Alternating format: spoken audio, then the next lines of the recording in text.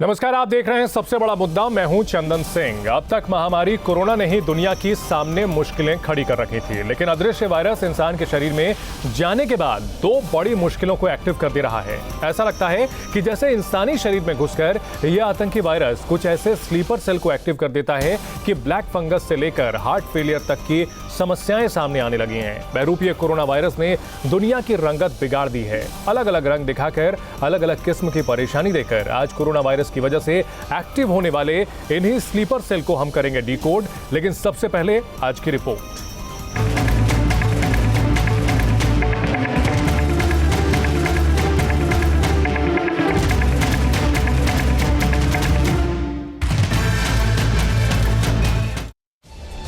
Corona के बाद अब नई मुसीबत आ गई है और ये है ब्लैक फंगस, जिसको लेकर यूपी उत्तराखंड ने इसे महामारी घोषित कर दिया है। दिल्ली में ब्लैक फंगस के 200 से ज्यादा मामले सामने आ चुके हैं। उधर यूपी के मेरठ में ब्लैक फंगस के मामले एक ही दिन में 72 से बढ़कर 86 हो गए हैं, जबकि 6 लोगों की मौत हो चुकी है। गाजियाबाद में ऐसे मरीजों की संख्या 26 हो गई है। इनमें से एक मरीज की मौत भी हो गई है। जितने भी मरीज मेरे पास अभी तक आए हैं सब पोस्ट कोरोना थे और सबको स्टेरॉयड दिया गया था। तो इसके दो ही इलाज हैं, एक तो ऑपरेशन से फंगस को निकालना और दूसरा उसको इंजेक्शन के जरिए मारना। इस मामले पर गौतम बुद्ध नगर के सीएमओ ने ब्लैक फंगस से ना तो डरने और ना ही घबराने की सलाह दी है। जैसे मैंने आपको बताया अभी हमारे पास 22 मरीज हैं और हमारे पास आज दवाई भी आ गई हैं। मेरठ में 3 सदस्यीय कमेटी एडी साहब के और कमिश्नर साहब की अध्यक्षता में बनी है। वहाँ से हम लोग यहाँ से रेफ़र करेंगे उनके कागज, हिस्टोपैथोलॉजी की रिपोर्ट या सीटी की रिपोर्ट, एमआरआई की रिपोर्ट, साथ में आधार कार्ड और साथ में जो है उनका प्रिस्क्रिप्शन, और वहाँ से उचित मिलने पे उनको दे दी जाएगी वहाँ से। उधर ब्लैक फंगस के इलाज के लिए कारगर एम्फोटेरिसिन बी दवा की किल्लत भी शुरू हो गई है। एम्फोटेरिसिन बी जो इंजेक्शन है, जो कम नहीं बल्कि अधिक संख्या में चाहिए होते हैं, क्योंकि कई बार तो एक पेशेंट को 100 से अधिक इंजेक्शनों की ज़रूरत पड़ती है, लेकिन वो दिल्ली के बाज़ारों में मिल नहीं रहे। कहीं भी अवेलेबल नहीं है, कहीं का नहीं पता, मेरे पास नहीं है। कितने दिनों से नहीं है सर? अभी तो दो दिन से पेशेंट आने शुरू हुए हैं। एम्फोटेरिसिन बी इंजेक्शन है क्या? नहीं सर नहीं आ रहा।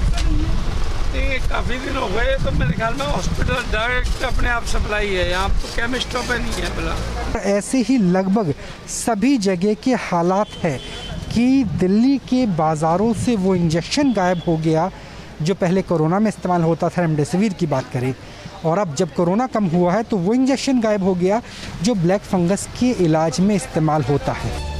यूपी में ब्लैक फंगस के मामले लगातार बढ़ रहे हैं। सीएम योगी ने एसडीपीजीआई की डायरेक्टर आर.के. धीमान की अध्यक्षता में एक कमेटी बनाई है जो ब्लैक फंगस पर रिसर्च कर अपनी रिपोर्ट सौंपेगी।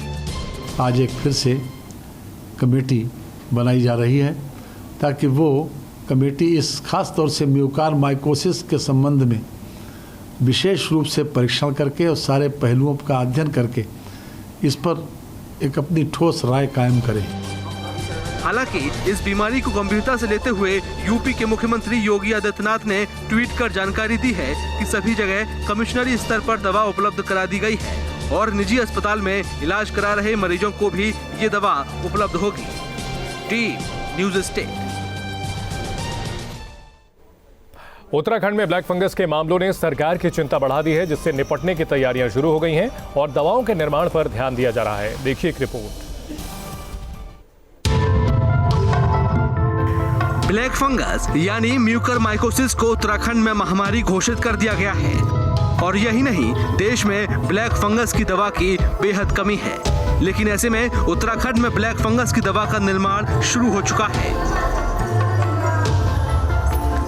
वहीं एम्फोटेरिसिन बी के लिए भी कंपनी पूरी तरह से तैयार है। हालांकि भारत सरकार की मंजूरी का अभी इंतजार है, जिसके बाद कंपनी उस पर भी काम शुरू कर सकती है। ब्लैक फंगस, वाइट फंगस को, जिसके लिए ये अचूक दवा मानी जा रही है एम्फोटेरिसिन भी, और वो इसमें काफ़ी सफल कारगर साबित हो रही है। और चूँकि डिमांड अचानक हाई होने की वजह से थोड़े से अभी मार्केट में इसकी क्राइसिस है, बट अभी जस्ट मैंने आज भी देखा है, स्टडी करी है और न्यूज़ भी आए हुए थे कि 5-6 कंपनीज़ को, नई कंपनियों को भी कुछ मिला है परमिशन।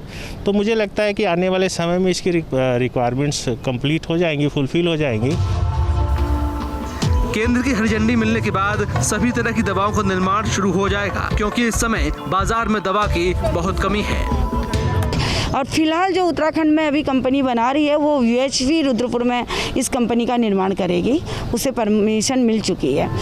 रेमडेसिविर की तरह दवा की ब्लैक मार्केटिंग ना हो, इसके लिए उत्तराखंड सरकार ने SOP जारी की है, जिसमें कहा गया है कि एम्फोटेरिसिन भी केवल जिला कोविड अस्पताल और सरकारी मेडिकल कॉलेज को ही उपलब्ध कराई जाएगी। ब्लैक फंगस के मामले उत्तराखंड में भी लगातार बढ़ रहे हैं और इसी के चलते सरकार ने इसे अब महामारी भी घोषित कर दिया है। इस वक्त मैं हरिद्वार सिटकुल में एकम्स कंपनी के प्लांट के बाहर हूं। अगर आप देखेंगे तो ये मेडिसिन प्लांट है जो एकम्स का प्लांट है। एकम्स एक ऐसी कंपनी है जिसमें जल्द ही जो ब्लैक फंगस है यानी म्यूकर माइकोसिस, इसकी जो दवा है एम्फोटेरिसिन बी, उसका निर्माण शुरू हो सकता है। रेमडेसिविर के निर्माण के लिए केंद्र की टीम ने इसका पूरा मुआयना कर लिया है और जल्द ही इसमें रेमडेसिविर का निर्माण शुरू हो जाएगा। इसके साथ ही DRDO की दवा 2DG का भी निर्माण यहाँ हो सकता है, जिसके लिए कंपनी ने आवेदन किया है और इसके बाद अगर DRDO अनुमति देता है तो जल्द ही यहाँ से 2DG का निर्माण भी शुरू हो जाएगा। वीडियो जर्नलिस्ट सोनी कुमार के साथ सुरेंद्र डसीला, न्यूज़ स्टेट, हरिद्वार। तो आखिर ब्लैक फंगस क्या है, इसके लक्षण क्या होते हैं, क्या ये भी कोरोना वायरस की तरह एक मरीज से दूसरे मरीज को फैल सकता है? तमाम तरह के सवाल लोगों के जहन में हैं और इन सवालों के जवाब जानने के लिए हमारे साथ 2 खास मेहमान जुड़ चुके हैं। डॉक्टर स्वाति माहेश्वरी हैं, सीनियर फिजिशियन, साथ ही डॉक्टर BS विवेक हैं जो कि कार्डियोलॉजिस्ट हैं। डॉक्टर स्वाति माहेश्वरी, सबसे पहले ये जानना चाहेंगे, क्या ये भी कोविड की तरह संक्रामक रोग है, यानी एक मरीज से दूसरे मरीज को हो सकता है? जी नहीं, बिल्कुल भी नहीं। और ये ऐसी कोई बीमारी नहीं है जो एक व्यक्ति से दूसरे व्यक्ति को जा सकती है, ऐसी कोई संभावनाएं नहीं है। ये केवल जो हमारे आसपास ये फफूंद होती ही है, जो कि कई बार कोई सब्जी सड़ रही होती है या घर में कोई लकड़ी सड़ रही है, कहीं अखबार सड़ रहे हैं या धूल धक्कड़ में भी ये जो फंगस है ये होती है। और ऐसे में जब किसी व्यक्ति का इम्यून सिस्टम बहुत डाउन होता है, रोग प्रतिरोधक क्षमता बहुत कम होती है, और खास तौर से हम देख रहे हैं कि जो डायबिटिक मरीज हैं उनके शुगर लेवल्स जब कंट्रोल नहीं होते हैं तो उन लोगों में हम देख रहे हैं कि ज्यादातर ये परेशानियां सामने आ रही हैं।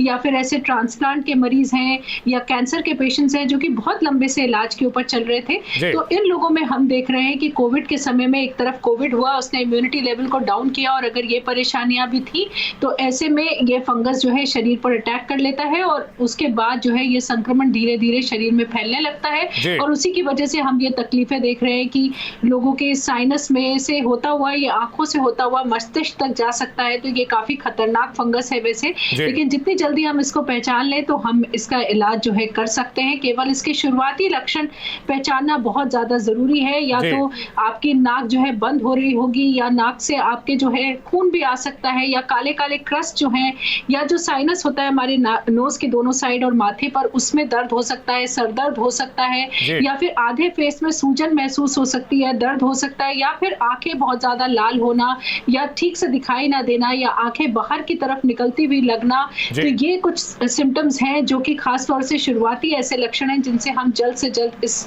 ब्लैक फंगस को पहचान सकते हैं और मेडिकल ट्रीटमेंट ले सकते हैं। ठीक है जी। डॉक्टर स्वाति माहेश्वरी, एक और सवाल जो मेरे मन में है कि क्या जो तस्वीरें सामने आ रही हैं, डॉक्टर BS विवेक आपसे ये सवाल लेना चाहूँगा, ये जो ब्लैक फंगस की दिक्कत आ रही है, क्या सभी मरीजों को इससे खतरा है या सिर्फ शुगर के मरीजों को खतरा है? बहुत कंफ्यूजन की स्थिति है, लोग काफ़ी डरे हुए हैं और ख़ासतौर पे जो तस्वीरें सामने आती हैं वो तो वाकई काफ़ी डरावनी हैं।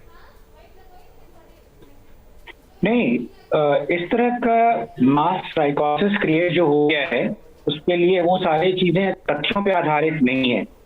ऐसा है कि जिन पेशेंट्स को माइल्ड डिजीज है, जिनको शुगर नहीं है, जिनको जैसे डॉक्टर स्वाति ने कहा और भी ऐसे system immune system compromise condition नहीं है जी, शुगर के अलावा भी कोई ऐसी दवाई ले रहा हो, किडनी ट्रांसप्लांट के पेशेंट्स ऐसे जो इम्यूनिटी को कम करती हैं या कुछ किस्म के कैंसर हैं, सिर्फ वैसे सिलेक्ट ग्रुप ऑफ पेशेंट्स में जिनमें स्पेशल स्पेशली स्टीरॉइड यूज किया गया हो, जो कि हमारी इम्यूनिटी को और भी कमजोर कर देता है, और जिनको हमने ट्रीटमेंट किया हो, जो कि अनसुपरवाइज्ड कंडीशंस में अनसुपरवाइज्ड डोसेजेस ऑफ स्टेरॉइड के साथ, तो ये कॉम्बिनेशन होता है जिसमें सफाई का पूरा न किया गया हो ऑक्सीजन डिलीवरी सिस्टम में। इन चीज सिचुएशंस में ही ऐसे लोग हैं जिनको ब्लैक फंगस या म्यूकरमाइकोसिस दस्ता है। माइल्ड बीमारी में या नॉन डायबिटिक पेशेंट्स में या जिनको स्टेरॉइड्स नहीं दिए गए हैं, इसकी इंसिडेंस ना के बराबर है, इसलिए ये मास हिस्टीरिया जरूर रुकना चाहिए। जी डॉक्टर विवेक, इसके साथ साथ ये तो एक स्लीपर सेल की बात हो गई, और दूसरा जो स्लीपर सेल है कोविड का वो है हार्ट फेलियर की प्रॉब्लम।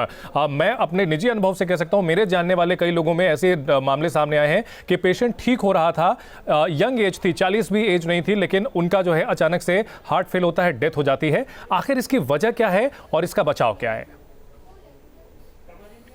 देखिए, सडन डेथ जो है वो सिर्फ हार्ट फेलियर से नहीं हो रहा, कुछ ऐसे क्लॉट्स जरूर बन रहे हैं जो हार्ट में जाते हैं या ब्रेन में जाकर के, या लंग अटैक, लंग्स की आर्टरीज में जाकर के फंस जाते हैं। जी, आपने जैसा बताया, ये जो इंसिडेंस है इसका वो बहुत रेयर है किसी यंग पेशेंट में होना। लेकिन अभी कुछ ऐसा माहौल बन गया है कि जितने भी पेशेंट्स, चाहे माइल्ड हो, चाहे यंग हो, चाहे वो डायबिटिक नहीं हो, कैसी भी कंडीशन में अगर माइल्ड बीमारी भी आ गई हो, तो लोगों को एक भय हो गया है कि इससे कभी भी हमें अटैक या डेथ की संभावना हो सकती है, जो कि तथ्यों पे आधारित नहीं है। जो पेशेंट्स जिनको पहले से हार्ट की बीमारी रही है, उसमें जरूर 5 गुना पाया गया है कि इंसिडेंस है सडन डेथ का या इस तरह के कॉम्प्लिकेशंस होने का, जिसमें कि सडन डेथ जैसा माहौल बन सकता है। बट अदरवाइज जिनको माइल्ड डिजीज है अगेन, और जो यंग हैं, जो नॉन डायबिटिक हैं, स्मोकिंग नहीं करते हैं, ऐसे पेशेंट्स में अगर उनका सीआरपी और डी डाइमर भी बढ़ा हुआ नहीं है, और ये मैं कंडीशन बता रहा हूँ लगभग 80% लोगों, जो लोग इससे ग्रसित हुए हैं, उनमें से करीब 75-80% लोग हैं जिनको माइल्ड बीमारी ही रही है। बट हाँ, इस वेव ने ये भी देखा है कि मॉडरेट टू सीवियर डिजीज में ये इंसिडेंस बढ़ा है, और वही पेशेंट ज्यादा रिस्क में हैं जिनमें ये सडन क्लॉट्स बन सकता है। अगर उनमें सीआरपी और डी डाइमर पे नजर रखा गया है, और अगर उनको ऐसे बढ़े हुए कंडीशंस में जरा सा भी अगर संभावना लगे तो उनको ब्लड थिनर्स शुरू कर दिए गए हों, तो फिर ये जो सडन डेथ की या सडन हार्ट फेलियर की प्रॉब्लम है वो काफी हद तक उसका समाधान हो जाता है। जी डॉक्टर विवेक, आपने 2 टेस्ट का नाम बताया, डी डाइमर और सीआरपी, और ये बहुत ही आजकल कॉमन है। मैं अपने दर्शकों के बिहाफ में जानना चाहूंगा, क्या ये टेस्ट हमें कोविड डिटेक्ट होते ही कराना चाहिए, कुछ दिनों बाद कराना चाहिए, रिकवरी के बाद कराना चाहिए, और क्या ये कराना बेहद जरूरी है? सीआरपी और डी डाइमर 2 ऐसे टेस्ट हैं जो हमारे सिस्टम के इन्फ्लेमेशन को दिखाते हैं। जो साइटोकाइंस का स्टॉर्म फेज होता है औसतन 5वें-6वें दिन से लेके 12वें-13वें दिन पे, उस समय ये जो कुछ केमिकल्स हैं जो रिलीज होते हैं, वैसे तो वो फाइटर्स हैं हमारे शरीर में, लेकिन जब उनका एक्सेस हो जाता है, जैसे अगर पानी का एक्सेस हो के बाढ़ या सुनामी आ जाए, तो वही हमें नुकसान करने लगता है। उनमें से जो सिंपल मार्कर्स जो इजीली अवेलेबल हैं, उसमें सीआरपी और डी डाइमर हैं। इनको उन पेशेंट्स में जरूर करना चाहिए जिनको मॉडरेट टू सीवियर बीमारी हो, या जिनको माइल्ड बीमारी हो लेकिन जिनको उम्र, शुगर, स्मोकिंग या family history of heart problems रही हो। और इनका फिर फॉलो अप भी जरूरी है। औसतन करीब 72 से 96 घंटे में से 4 अंतराल पे इस टेस्ट को रिपीट करके ये देखना होता है कि ये बढ़ तो नहीं रहा धीरे धीरे, और उसके कट ऑफ वैल्यूज निर्धारित किए गए हैं। कई सोसाइटीज हैं, कई रिकमेंडिंग बॉडीज हैं, ICMR, FDA, जिन्होंने स्पेसिफिक रिकमेंडेशंस दिए हैं कि इतने लेवल को हम मॉडरेट या हाई कहते हैं, और अगर मॉडरेट टू हाई लेवल में हमारा डी डाइमर आ रहा है तो हम जरूर रिस्क पे हैं क्लॉट्स बनने के, और उन पेशेंट्स में हम जरूर रिकमेंड करते हैं ब्लड थिनर। ठीक है, आप सभी से गुजारिश करेंगे कि हमारे साथ चर्चा में बने रहें। गौतम बुद्ध नगर के CMO दीपक ओहरी ने कहा है कि किसी को भी ब्लैक फंगस से डरने और घबराने की जरूरत नहीं है। हमने दवा और इंजेक्शन के लिए 3 कमेटी बनाई है, और कमेटी तय करेगी कि किसको दवा देनी है, किसको नहीं देनी है। दीपक ओहरी से बात की न्यूज स्टेट संवाददाता मनीष चौरसिया ने। हमारे साथ नोएडा के CMO डॉक्टर दीपक ओहरी जी हैं। सर, ब्लैक फंगस को लेकर बहुत सारी चीज़ें सामने आ रही हैं, अब तक कितने मरीज़ मिल चुके हैं, क्या तैयारी? जैसे मैंने आपको बताया भी, हमारे पास 22 मरीज़ हैं, और हमारे पास आज दवाई भी आ गई हैं। मेरठ में 3 सदस्यीय कमेटी एडी साहब के और कमिश्नर साहब की अध्यक्षता में बनी है। वहाँ से हम लोग यहाँ से रेफ़र करेंगे उनके कागज़, हिस्टोपैथोलॉजी की रिपोर्ट या सीटी की रिपोर्ट, एमआरआई की रिपोर्ट, साथ में आधार कार्ड और साथ में जो है उनका प्रिस्क्रिप्शन, और वहाँ से उचित मिलने पे उनको दे दी जाएगी। वहाँ से अवेलेबल यहाँ करा दी सरकार ने आज हमें। तो कितनी मिली हैं अभी? काफ़ी मिली हैं, जितनी ज़रूरत है उससे ज़्यादा ही मिली हैं। सर मतलब यहाँ के जो पेशेंट होंगे उनको वो दवा लेने के लिए मेरठ जाना होगा? पेशेंट को नहीं जाना पड़ेगा, पेशेंट के रिलेटिव जाएंगे। मेरठ तक जाना? हाँ, मेरठ तो जाएंगे रिलेटिव। ऐसा कोई उपाय नहीं है कि यहीं से उनको अपने ज़िले से दवा? हम ये भी कर रहे हैं और हम बातचीत करके ये भी करा रहे हैं कि अगर हो सकता है तो यहाँ पर अवेलेबल हो जाए। वो आगे अवेलेबिलिटी के, जैसे रेमडेसिविर के लिए पहले दिक्कत थी, अब दिक्कत यहाँ नहीं है, कई हज़ार पड़े हैं हमारे पास। ऐसी प्रॉब्लम धीरे धीरे ख़त्म हो जाएंगी, कोई दिक्कत। ये कहते हुए कि दवाइयाँ जितनी ज़रूरत थी ब्लैक फंगस की उससे ज़्यादा संख्या में मिली है। एक दिक्कत ये है कि नोएडा में अगर किसी मरीज़ को इस दवा की आवश्यकता पड़ती है तो उसके घर वालों को मेरठ जाना पड़ेगा दवा लाने के लिए। यहीं पर उसको दवा मिलना फ़िलहाल मुश्किल है। वीडियो जर्नलिस्ट जयेंद्र के साथ मनीष चौरसिया, न्यूज़ स्टेट, नोएडा। तो सरकारों की ओर से ये सुनिश्चित किया जा रहा है कि जो ब्लैक फंगस है, जिसकी दवाएं हैं, उसकी कालाबाजारी ना हो, सही तरीके से जो मरीज हैं उनको ये दवाएं मिल सके। डॉक्टर स्वाति माहेश्वरी हमारे साथ जुड़ी हुई हैं। डॉक्टर स्वाति माहेश्वरी, सरकारों की ओर से जो है अब सेंट्रल तरीके से अब ये उपलब्ध कराई जा रही हैं दवाएं, इसे सकारात्मक कहा जा सकता है क्योंकि दवाओं की किल्लत होने से अफरा तफरी का माहौल हो सकता है। बिल्कुल अफरा तफरी का माहौल हो सकता है और ये जो फंगस है ये फैलता भी बहुत तेजी से और हमने देखा है कि इसमें 50% मोर्टालिटी है, यानी कि बहुत सारे लोग हैं जो जान गंवा देते हैं और नहीं तो हमने देखा है कि आंखें चली जाती है और हमेशा के लिए देखने की शक्ति चली जाती है। तो ये एक खतरनाक वायरस है, इसलिए जितनी जल्दी हम ट्रीटमेंट शुरू करेंगे उतनी जल्दी हम कॉम्प्लिकेशन से बचाएंगे। और ऐसे में दवाइयों की किल्लत जो है वो डॉक्टर्स के लिए भी एक बहुत बड़ी परेशानी बन रही थी और मरीजों के लिए भी, और एक बहुत ज्यादा दुख का कारण और वही जो है भय का कारण भी बन रहा था। तो बहुत लोग आश्वस्त हो जाते हैं जब ये पता चलता है कि अस्पताल के अंदर दवाइयां उपलब्ध हैं, उन्हें भागना नहीं पड़ेगा इधर उधर और ये दवाइयां जो है जल्द से जल्द शुरू करी जाएंगी। तो ये एक अच्छा कदम है और ये जरूर होना चाहिए। सभी सरकारों को ये सुनिश्चित करना चाहिए कि ये दवाइयां जो है वो लोगों तक पहुंचे और उनको इसके लिए इधर उधर भागना ना पड़े।